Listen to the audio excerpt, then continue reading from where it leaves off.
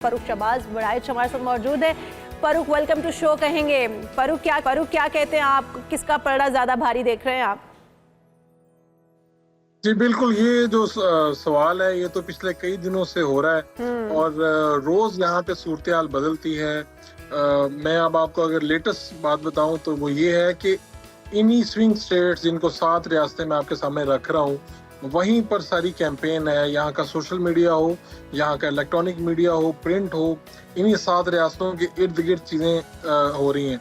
एक बात जो बड़ी यहाँ पर लोगों से मिलने और लोगों को देखने के बाद जो यहाँ के तजियाकार हैं, एक बात है जिस नुक्ते को बड़ा प्रोमिनेंट किया जा रहा है वो ये है कि यहाँ की खवातीन क्या सोच रही हैं। एक तरफ यहाँ पे अभी जो आखिरी खिताब हुआ है उसमें हैरानकुन तौर पे जो कमाला हैरिस हैं, डेमोक्रेटिक उम्मीदवार सदारती, उन्होंने कहा है कि मैं जैसे ही पावर में आऊंगी तो ये जो गजा वार है इसको मैं खत्म करवा दूंगी। ये वो मौकफ है जो कुछ दिन पहले मिशिगन रियासत में जो स्विंग स्टेट्स में से एक है, ये मौकफ ट्रंप ने अपनाया था और खुलेआम अपनाया था। और जो मुस्लिम प्रोमिनेंट लोग हैं उनको अपने स्टेज पे बुला के उनसे एंडोर्समेंट भी ली थी और उनसे ये ऐलान भी करवाया था। तो डेफिनेटली यहाँ के जो बता रहे हैं, तज्जिए बता रहे हैं, खबरें ये बता रही हैं कि मिशिगन रियासत हो या बाकी जो 6 रियासतें हैं, वहाँ के मुख्तलिफ अपने अपने अवामिल हैं।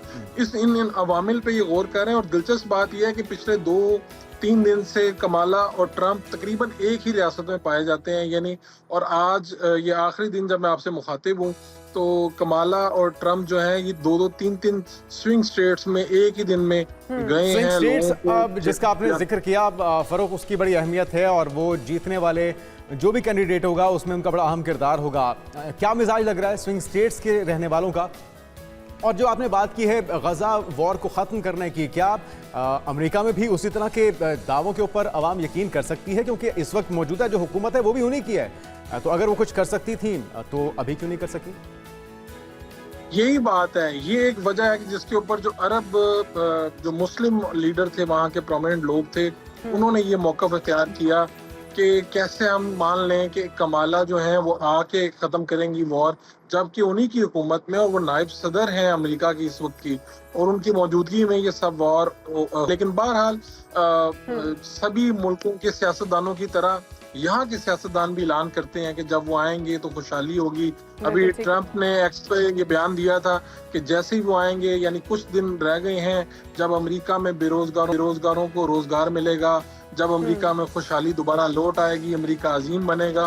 और अगर आप चाहते हैं कि अमेरिका इसी तरह खराब रहे तो फिर आप दूसरी तरफ चले जाएं। इस तरह के बयान दोनों तरफ से आ रहे हैं। लेकिन मैं ये जो कमाला ने बयान की, जी आप पहले बयान बता दें फिर मैं सवाल बात है ना गजा वार वाली, यहाँ से आप लें कि वोट, इन लोगों ने रिसर्च की है, इन लोगों की सर्वेस बता रहे हैं कि गजा वार जो है वो यहाँ पे वोटर के ऊपर कितना उसका असर है, चाहे वो मुसलमान है, चाहे वो आम अमेरिकी शहरी है, चाहे उसका मजहब कुछ भी है।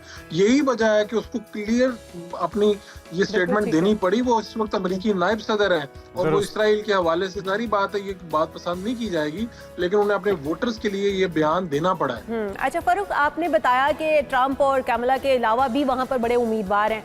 कल मैं आपकी गुफ्तगू सुन रही थी वहाँ के रिहायशियों के साथ, जो आपने एक गुफ्तगू की भी थी, तो उसमें बताया जा रहा था कि बहुत सारे वोटर्स ऐसे भी हैं जो कि उन लोगों को वोट करें जिनका ना मीडिया तस्करा कर रही है, ना वो वहाँ पर उनका कोई और जिक्र कर रहा है। वो कौन से उम्मीदवार हैं और वो उनका जिक्र क्यों नहीं है, वो क्यों नहीं सामने आ रहे? ये बड़ा दिलचस्प मामला है। खुद यहाँ पर और देखने के बाद अंदाजा हुआ कि मैं भी अमेरिकन जो मीडिया उसको फॉलो कर रहा हूँ, तो यहाँ पर भी बिल्कुल कोई चर्चा नहीं। और उसके बाद फिर पाकिस्तान और दूसरे ममालिक में क्या चर्चा होगा जिस मुल्क में इलेक्शन हो रहा है जब उनको। तो एक तीसरी प्रोमिनेंट जो कैंडिडेट हैं वो ज्यूइश हैं, लेकिन ग्रीन पार्टी है उनकी, और जिल स्टाइन उनका नाम है। इसके अलावा एक हार्वर्ड यूनिवर्सिटी से पढ़े हुए एक दानिश्वर हैं, वो मुकाबले में है। लेकिन इनके साथ भी एक आप कह लें कि यहाँ का सिस्टम जो है वो जरा कि कुछ स्टेट्स में उनका नाम बैलेट पेपर पे भी छप के नहीं आता।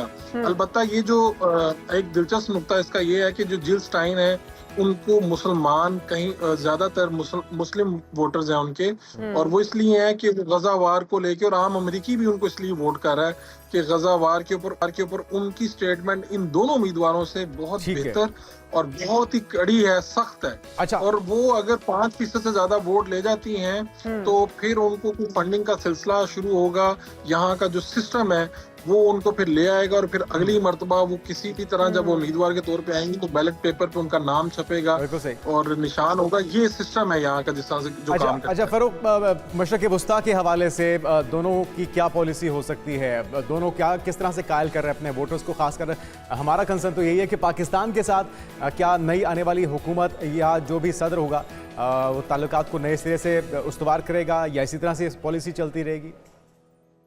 मैं ये बात क्या है कि कोई आप लोगों की उम्मीदों पे पानी नहीं फेरना चाहता, लेकिन एक बात दिलचस्प है कि 5 नवंबर की रात तक यहाँ पर फैसला तो हो जाएगा कि कौन होगा अमेरिकी सदर। यहाँ के रिजल्ट तकरीबन कमोबेश बता देते हैं, थोड़ी ताखीर के साथ ही, लेकिन अमेरिकी सदर को व्हाइट हाउस पहुंचने में फिर भी 2 माह तकरीबन लग जाते हैं। 20 जनवरी को जाके उनकी हलफबर्दारी होती है, उससे पहले वो कैबिनेट फाइनल करते हैं, पोजीशंस तय करते हैं और 20 जनवरी के बाद 20 जनवरी को हलफ उठाने के बाद ही वो कोई हुक्मनामा जारी कर सकते हैं।